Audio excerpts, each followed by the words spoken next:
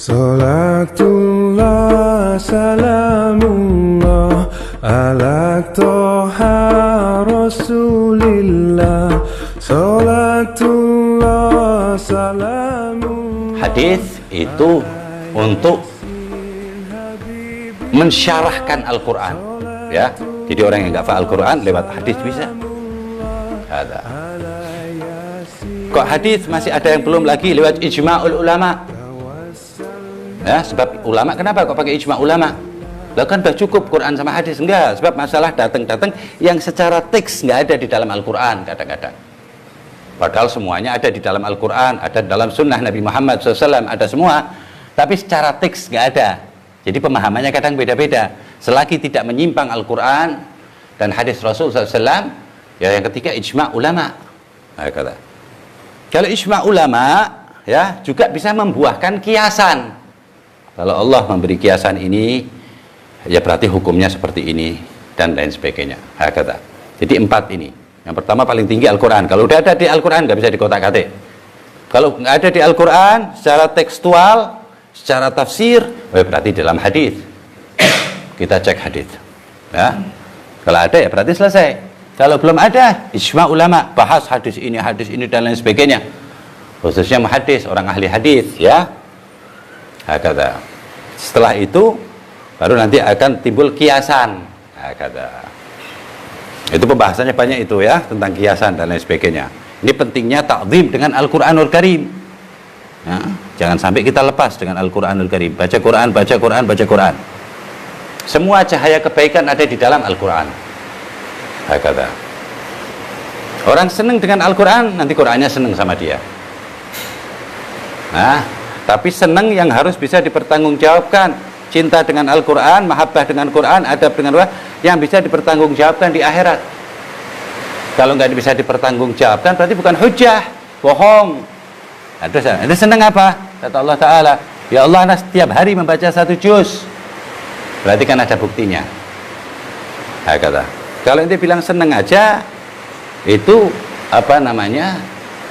Ente senang di lisan, cuman bilang aja. Hati ente nggak mencintai. Senang itu harus ada buktinya, cinta. Benci ada buktinya, apalagi cinta. Nah, kata. Nah, seperti itu pentingnya orang memahami Al-Quranul Karim. Sekarang memahaminya secara global dulu. Nanti baru kita bahas satu ayat seperti itu. Imam Syafi'i dulu mau belajar Al-Quran, menafsirkan Al-Quran. Imam Syafi'i itu belajar dulu di salah satu tempat yang pergaulannya itu ucapannya murni seperti ucapan Al-Quran. Seperti ucapannya Rasul dan para sahabatnya bahasanya. Sampai 20 tahun diriwayat. Ada yang ngomong 10 tahun, ada yang ngomong 20 tahun, bahkan ada yang ngomong 30 tahun.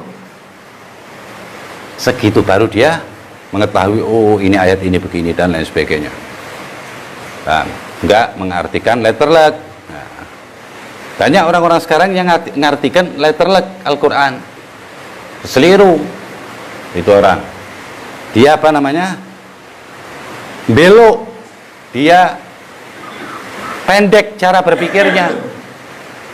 Banyak mentafsirkan memaknai Al-Quran sesuai dengan teks Al-Quran. Ada yang seperti itu, tapi ada yang perlu ditafsirkan. Ini Allah yang ngomong. Nah, contohnya orang banyak mengatakan Allah itu di tempat, ya. Innallaha 'alal arsy istawa, itu di surat apa namanya? Thaha Ar-Rahman. Ar-Rahman 'alal arsy istawa.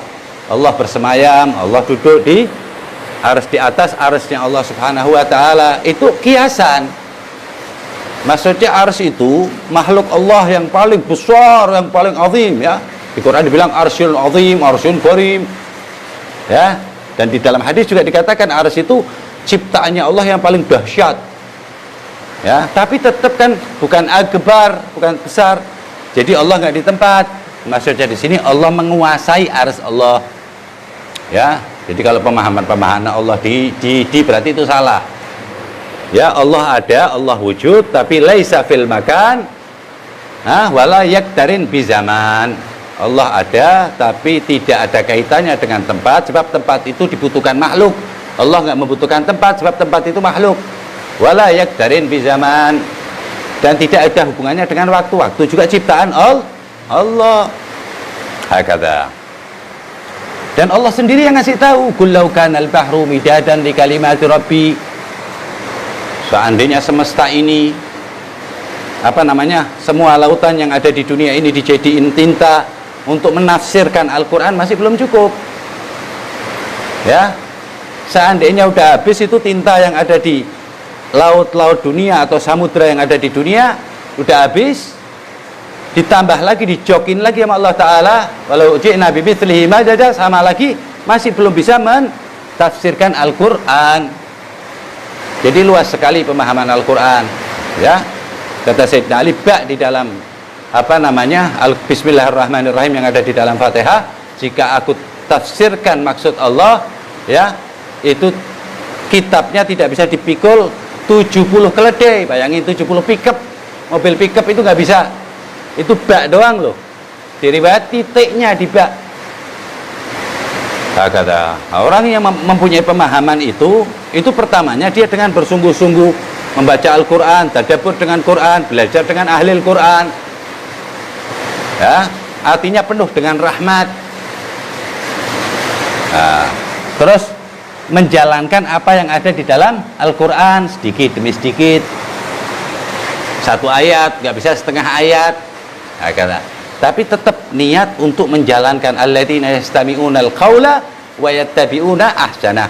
Tetap niat, nggak pernah berhenti untuk mendengarkan kalam Allah, mau'idhah hasanah, nasihat-nasihat agama, kemudian menjalankan yang bisa dijalani.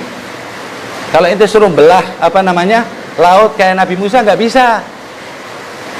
Ya ente yang bisa aja, sholat witir, sholat 5 waktu jangan sampai tinggal, rawatib jangan sampai ditinggal, apalagi yang muakkad yang nggak pernah ditinggalin Rasul, sholat duha, tahajud, sholat lail, dan lain sebagainya. Amal ini banyak sekali, luas.